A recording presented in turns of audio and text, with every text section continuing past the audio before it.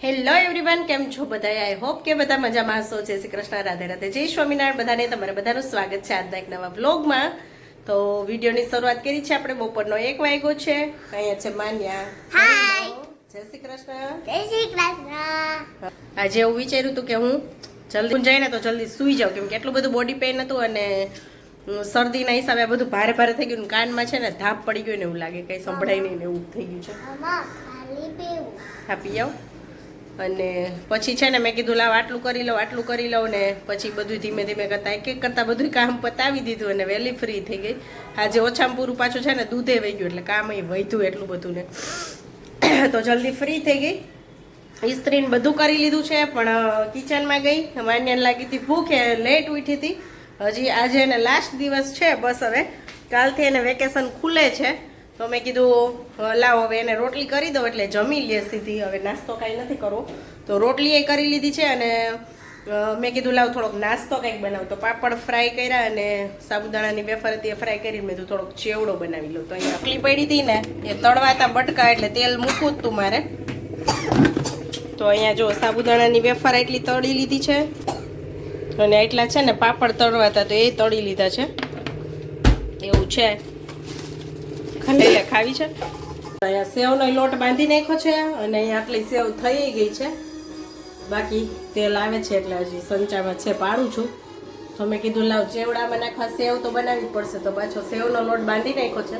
સેવ બની ગઈ છે, હજી એક સંચાની સેવ બનશે. જો મસ્ત ઢેર બનાવી દીધો છે.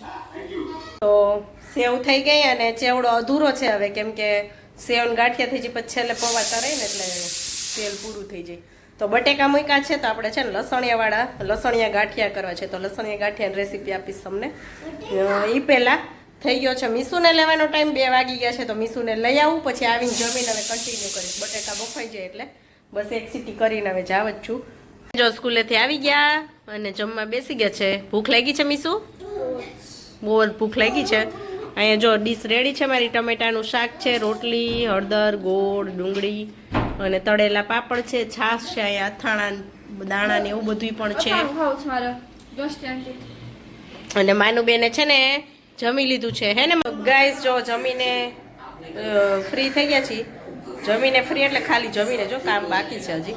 તો પાછા જાશું ફરીથી કિચનમાં અને હું તમને આપું છું લસણિયા ગાંઠિયાની રેસીપી. તો ચાલો કેવી રીતે બનાવું છું બતાવું તમને. પણ પહેલાં તો જો ફર્સ્ટ અહીંયા છે ને બટેટા ફોલી લીધા છે અને હું છે ને ખમણી લઉં. તો આમાં મેં સેવ બનાવી હતી ને, તો આમાં આપણે ગાંઠિયાનો લોટ બાંધી દેશું.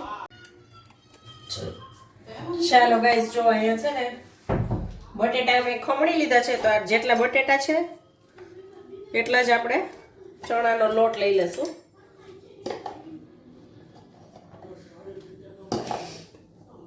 અને આમાં આપણે નાખશું, આ છે ખાંડેલી મારી લસણવાળી ચટણી જે હું સ્ટોર કરું છું. તો આમાં આપણે નાખી દઈશું લસણવાળી ચટણી. મીઠું નાખી દઈશું સ્વાદ પ્રમાણે, બટેટામાં નાખ્યું છે એટલે. મૂળ નાખી દઈશું થોડુંક.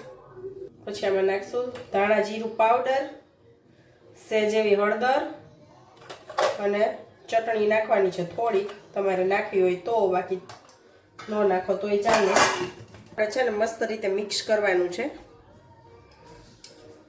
તો ચમચાથી થાય કરીએ, પણ ચમચાથી જોઈએ એવું મિક્સ નહીં થાય એટલે આપણે હાથ લેશું આમાં, કેમ કે આ લોટ છે ને સહેજ કઠણ હોય, સેવ ન હોય તો ચમચાથી થઈ જાય. એવું લાગે જરૂર પડે ને તો લોટ પાછો ઉપરથી નાખવાનો. બાકી આ બટેકામાં લોટ બાંધવાનો છે આપણે.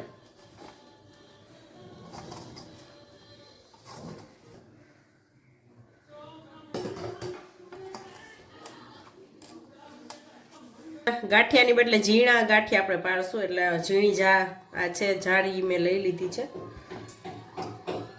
અને આપણે આમાં લોટને ભરી દેશું.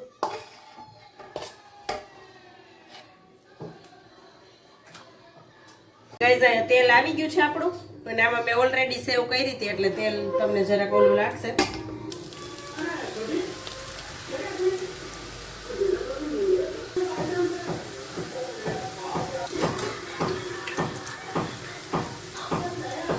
તો જો ગાઈઝ અહીંયા આપણા બટેટાના ગાંઠિયા બનીને રેડી થઈ ગયા છે. અને આ જો એટલા જાડા છે, ટ્રાય કર્યા થોડાક મેં. તો આ સેવ છે ને લસણવાળી અને ગાંઠિયા કયો કે જી કયો એ ઝીણા ગાંઠિયા તો બહુ મસ્ત છે ને આલુ સેવ જેવો ટેસ્ટ આવે એની ઉપર મેં પાછું સંચળ વેરી દીધું છે ચાટ મસાલો હોય તો તમે વેરી શકો મારી પાસે ચાટ મસાલો હતો પણ એમાં છે ને છોકરીઓ ખુલ્લું રાખી દીધો છે ને તો પેજવાળો થઈ ગયો મેં નાખ્યો નહીં અને સંચળ વેર્યું છે બહુ મસ્ત ટેસ્ટ આવે છે તમે પણ ટ્રાય કરી જોજો બહુ મસ્ત બેસ્ટ બને છે અને આમાં મેં છે ને હળદર અને ચટણી ને એવું નાખ્યું છે બાકી તમે કાંઈ ન નાખો ને ખાલી આલુ સેવમાં લોટ બાંધીને કરી નાખો ને ઉપરથી ચાટ મસાલો અને ફોદીનાનો પાવડર વેરીને તો આલુ સેવ જેવો ટેસ્ટ આવે મસ્ત આ આલુ સેવ જેવી જ લાગે છે લસણવાળી સેવ બહુ મસ્ત લાગે છે ટ્રાય કરજો ચાલો હવે હું કરી લઉં ચેવડો લાસ્ટ કામ પૂરું કરી લઉં અને હજી એમ તો લાસ્ટ નથી ખાલી તળવાનું ની જ લાસ્ટ છે હજી વાસણ કરવા છે અને કપડાં સુકવવાના છે એડિટિંગ કરવાનું છે બહુ બધું કામ છે ત્યાં પાછું કિચનમાં આવવાનો ટાઈમ થઈ જશે એટલું કામ કરી લઈશ ને ત્યાં